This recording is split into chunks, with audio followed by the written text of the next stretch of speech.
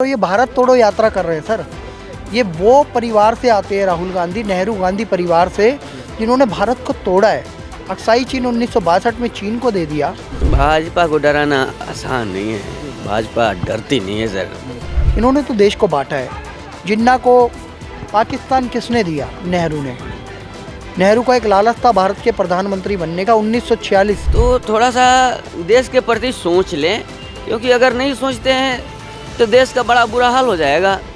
ये राहुल गांधी वो है 26/11 जब हमला हुआ था तो विदेश जाके पार्टी बना रहे थे। कभी भी कोई बड़ी घटना होने को होती है तो राहुल गांधी विदेश भाग जाते हैं। 26/11 आरएसएस की साजिश। मुझे लगता है कि दिग्विजय सिंह जी मानसिक रूप से थोड़े से विकलांग हो चुके हैं।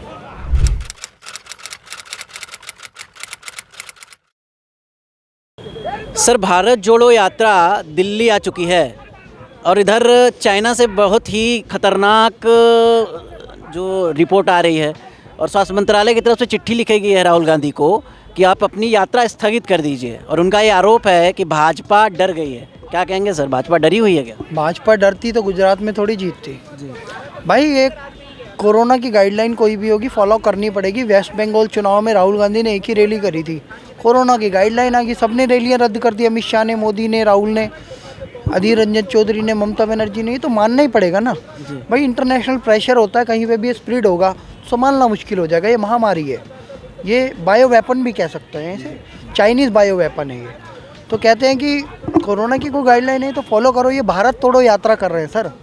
ये वो परिवार से आते हैं राहुल गांधी, नेहरू गांधी परिवार से, जिन्होंने भारत को तोड़ा है। अक्साई चीन 1962 में चीन को दे दिया। बांग्लादेश चाहते तो भारत में मिला लेते, जो कि ईस्ट पाकिस्तान था। 93,000 हमने आतंकी, जो पाकिस्तान की सेना है उसका सरेंडर किया, घुटने पे लाए। उसके बाद उसको शिमला समझौते में हम हार गए। एक तरीके से देखा जाए, एक देश अलग बना दिया। आज वो आतंकी की भूमिका निभा रहा है, हमसे ही टुकड़ों पे पलता है, हमें गालियाँ देता है। 2 करोड़ बांग्लादेशी भारत में पल रहे हैं। तो मेरा कहने का मकसद ये है कि इन्होंने तो देश को बांटा है। जिन्ना को पाकिस्तान किसने दिया? नेहरू ने। नेहरू का एक लालच था भारत के प्रधानमंत्री बनने का 1946। 2 सितंबर को इन्होंने शपथ ली थी क्वीन विक्टोरिया की, जो ब्रिटेन की रानी थी। तो कहने का मकसद है इन्होंने भारत को तोड़ा है। ये भारत कभी नहीं जोड़ सकते। अब तो ये दिखावा कर रहे हैं।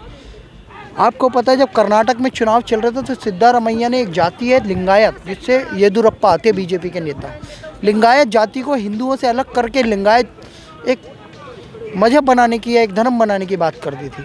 तब बहुत विरोध हुआ था। इन्हीं लोगों ने इस देश में हिंदू मुस्लिम का जहर घोला है।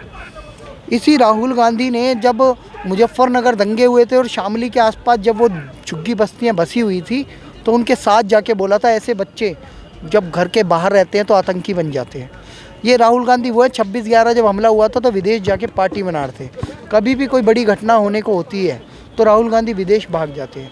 26/11 हमला इन्हीं के नेता खड़े हुए थे जो कह रहे थे ये आरएसएस की साजिश है, जबकि वो कलावा बांध के आया था। वो तो एक तुकाराम ओमले जो हवलदार थे, उन्होंने अपनी सीने पे गोली खा के इस देश को बचा लिया। वो सच्चाई सामने लिया है। नहीं तो हिंदू आतंकवाद, हिंदू आतंकवादी की पूरी ही तैयारी थी इन लोगों की। तो सर, दिग्विजय नाथ जी ने किताब लिखा है 26/11 आरएसएस की साजिश। 26/11 आरएसएस की साजिश। मुझे लगता है कि दिग्विजय सिंह जी मानसिक रूप से थोड़े से विकलांग हो चुके हैं। उनका बुढ़ापा आ चुका है।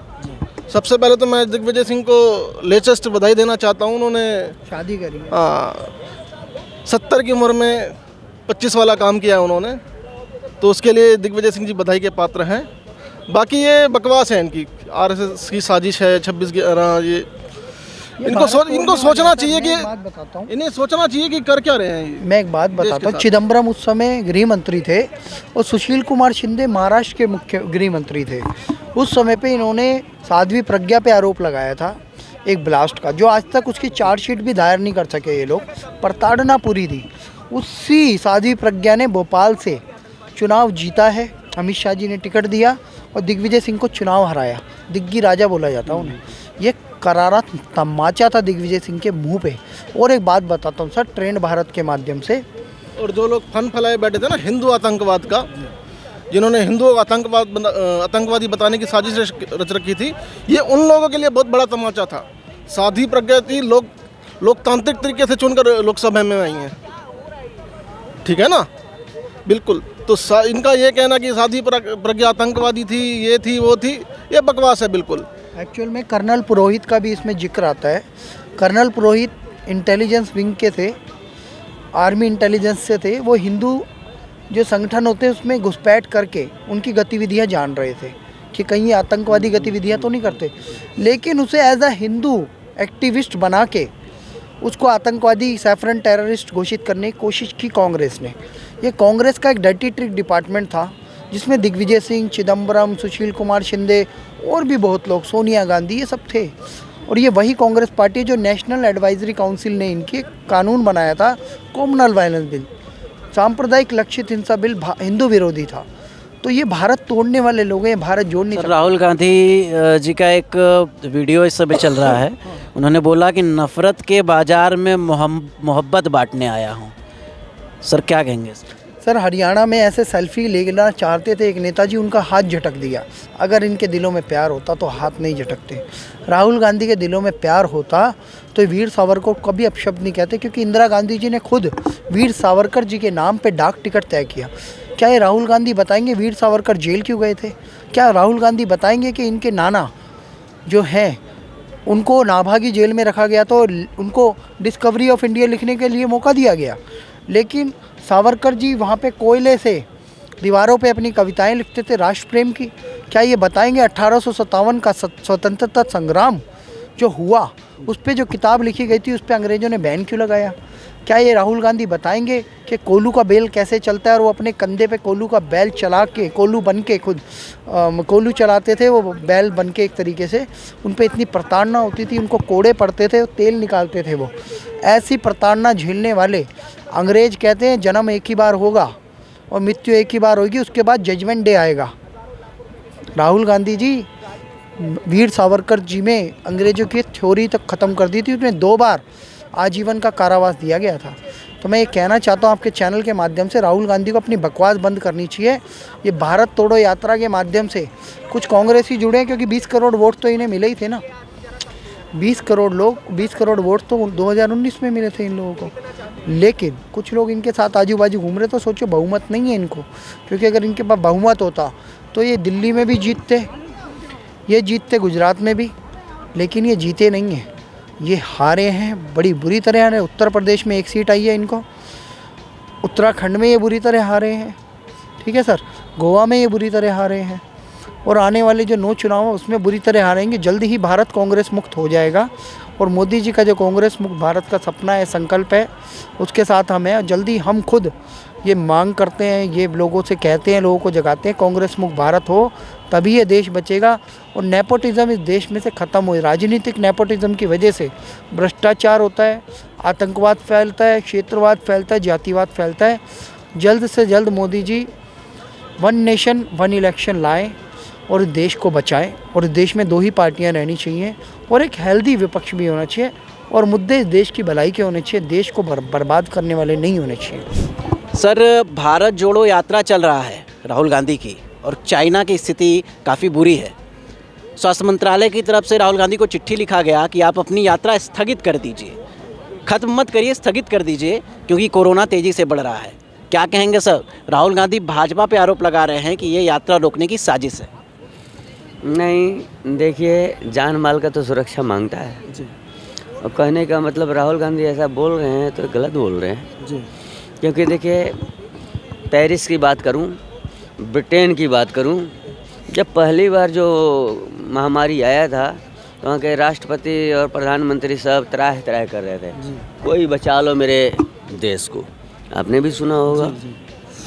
तो हिंदुस्तान में भाई इसका रोकथाम करके बहुत ही अच्छा उपचार भी हुआ है, और इसको देखते हुए भी अगर त्राह त्राह नहीं मचाना हो तो इसका स्थगित कर दें अपना यात्रा को, क्योंकि यात्रा से कोई मिलना जाना नहीं है जी।